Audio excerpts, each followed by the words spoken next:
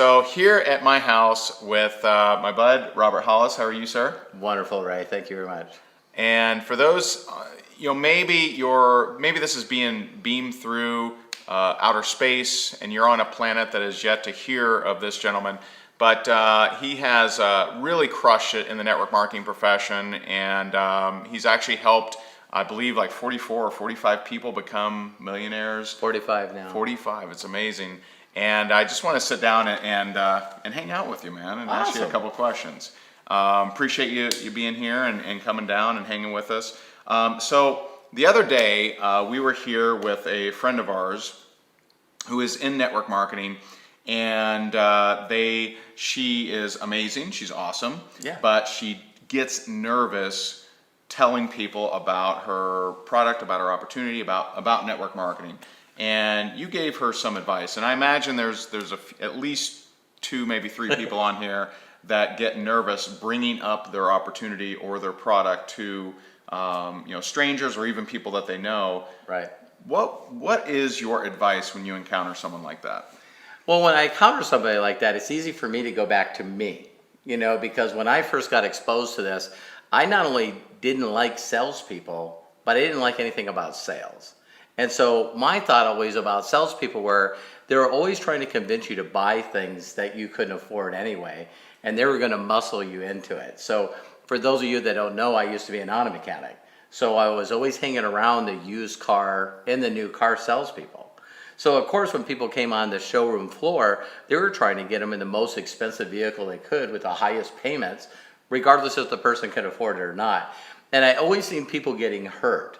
So my thought was sales are bad, salesmen are bad. People get hurt. They get hurt. I don't want anything to do with that. I get hurt on the job. The next thing I know, I'm learning to be a salesperson. And so now how do I shift this in my mind? And so I tell everybody all the time that 100% you're not going to do anything that you don't believe in. And so sometimes we try to convince ourselves that it's okay because other people have done it. They're successful. So if Ray did it, Jessica did it, if other people did it, it must be okay. Ray and Jessica are not hurting anybody. But yet this doesn't come to your belief. You know what I mean? So I tell people, if you believe that you could do it, you'd be doing it. That limiting belief, that thing that's holding you back, that thing that's stuck, you don't believe. So now you got to focus on what you believe in. And so the first thing that I had to do is I had to learn a way to approach people where I felt like I was giving them a value, something of benefit. And I learned to do what I call the $1 million question, which is simply asking people if they could do me a huge personal favor and if they knew anyone that might be interested in making some extra money, or if you even had problems with the money part. Because that's a belief too, right? You know that. Is like if people have weird beliefs about income, making money, then now you're telling them they're going to go become successful, they're not going to do that either. You know what I mean? It's like, well, I don't deserve to be wealthy. Rich people are bad. And so you got to find out where their beliefs are. And so what I did really simple is I found out that you could say instead of, hey, listen, could you do me a huge personal favor? Who do you know that would like to travel? Or who do you know that would like to feel better? Or who do you know that would like to be happier? Use a phrase that you could feel comfortable asking, right, so that when they then turn around and say, well, what is this? You can look at them and smile and go, why are you interested? Pause. And they're going to say, well, it depends on what it is. Well, do you mind if I send you some short videos that you could look at? And I promise you're going to feel comfortable referring me to people that may be interested in this. If you notice at this point in time, it's impossible to sell somebody on something if you always were asking them who they knew instead of asking them. Right, so indirect. Yeah, so that's the way I was able to get by it. The second part of that is I got really good at being who I was. I was humble. So if someone says, well, why don't you tell me? I'd say, well, listen, I'm a broke auto mechanic on workman's comp. You need some questions about your brakes or a tune-up. But, I'm working directly with this guy named Ray. And at that time, my mentor was Bill. And I'm working directly with Ray. This guy is incredible. He's a great family man. He's mentoring me and showing me how I can supplement and replace my income. If you watch the videos, because you want to make sure that you only refer people to someone that's actually interested. So through the sorting, I said, if you watch the videos and you have some questions, I'll try to set up a time to be able to talk to your upline, or in this case, Ray or whoever it was. So I always try to help people believe. And when you can hear people say, you know what, I believe I can do that, or I believe that approach I can use. Right. Well, now they're going to do it instead of telling you, oh, okay. And then you'll notice that they're not approaching anybody. Right. So I want to address something, because people that have been following me for a while, I'm positive that some of them are going to ask this question, or were pondering this question, in that they know that I am I'm a disliker of asking for favors. Interesting. But let me point something out. So here's what I mean. When I'm every day I get a, hey Ray, can you do me a favor and watch this video? Hey Ray, can you do me a favor and like my page? Hey Ray, can you do me a favor and do this? And so my argument is always, don't ask someone to do something that isn't of value to them. Now, here's the difference between my philosophy and Totally. what you're saying is, I won't guilt someone into anything. I won't ask, hey, can you do this? And it's all benefit to me. I totally get what you're saying, because Right. I have people always say Yeah. to me, hey, listen, could you do me a favor and evaluate this company for me? Right, I'm right. not interested in looking at your Right. company. So And that ain't a benefit to me. That's right. And here's the difference. So when you're asking for a favor, which is very humanistic, right? It's a very humanistic. It's a very human approach. It's a very it's not weird. I should Right, say that. right. So you're not asking for the actual end result. So you would never advise someone, I think, to say, hey, can you do me a favor and join my program? Never. See, so the difference here is I'm very much against asking of a favor to end in an end result, but the way that you're structuring it is a very indirect, very natural, very easy breezy way to hopefully get some interest or get some eyeballs on the presentation. Yeah. So Well, think it's awesome. I just like what you just said too, because if you notice in all the parts that I did, they're all done psychologically for a reason. Yep. So the reason that I'm sending you a couple of videos to watch is so you'll feel comfortable referring me some people. Yeah. You see what I mean? So even that was indirect. Did you catch that? Even Yeah. that was indirect. Yeah. Not for you to join and blow this thing to smithereens. No. Right? And I think that would follow on probably another video you and I could do is my mentor really taught me to look at everyone as a doorway. Yeah. That the people that I was going to find were going to be the people that led me to someone, that led me to someone, that led me to someone.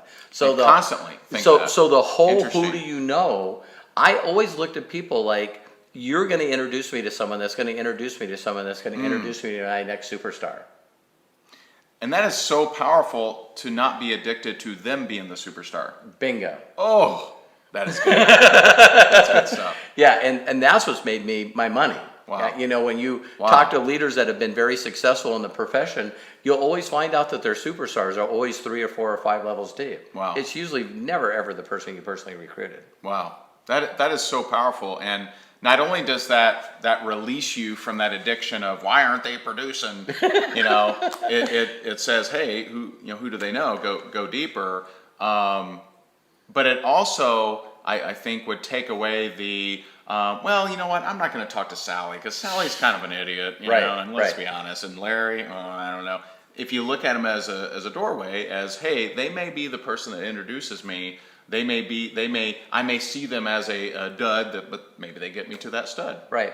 And I never looked at it any different, Ray, than, again, if I contacted you or Jessica and said, listen, you know what, I'm happen to be in Fort Myers, Florida, and you know what, I was wondering if someone had like a storage facility I could store something in. See, I'm not Right. looking at that as being and I just use that so well. Because you'd be awesome at it. Yeah, I wouldn't call you up and say, Jessica, could you do me a huge favor? Could you store this for me? Right, I right, wouldn't right. do that. Right. See, I wouldn't want to oppose And then on we'd her. be like, Yeah. But it's so much different if I called up Jessica and said, hey, Jessica, listen, could you do me a huge favor? I need to store this thing for a couple of weeks, and then I'm going to come back and get it. Do you know of anyone that wouldn't mind me sharing it? Now, when she comes back and says, oh, I'll store that for you. Right. See what I mean? Perfect. And I didn't do that that under manipulation. Right. I don't do that. I'm really expecting her to share me with someone that wouldn't mind. Right. Now, if she steps up, awesome. So don't be, are you sure? You Correct. So, Correct. very, very good stuff. Awesome. So if you got some value from this, share and comment. And I think you've been getting an interesting question, and I'd love to ask you this. You've had so much success, and you know, let's be honest, you have had more success in network marketing than I have had, right?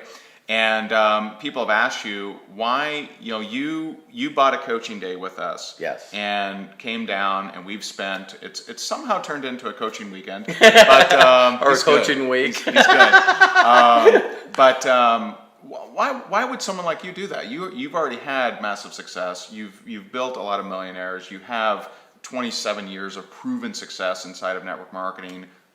Why? Number one, did I help you? And Yes. number two, why? What made you think that? What made you think to hire a mentor? Well, in my whole entire life, I've spent millions, not hundreds of thousands, millions of dollars seeking out the best mentors in the world and learning from them. I learned that at a very, very early age. And one of the things that, through watching Ray and Jessica over the last 4 years, I remember when, you know, Ray had a blog that had a $7 thing on it. That's right. And the one thing that I always seek out is two individuals. One, and Ray happened to be both of them. One is an individual that could teach me how to serve more people. Nice. I want to get to more people. I want to deliver more. I want to help more people in my legacy for the rest of my life. Secondly, I look for a mentor that's helped other people get results. Yeah. Get results. Ray has done both. And so when I look at Ray as an individual, and I sort of laugh when I say this, but you guys, I hope, will get some value out of it.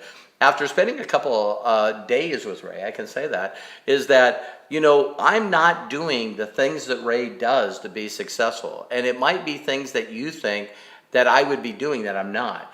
I have 160,000 emails that are not active. They're not conditioned. They're not people that You're I'm regularly serving. communicating with. I'm not Right, serving right. them correctly. Right. I don't have a blog. I don't have a personal website. I'm not selling content online.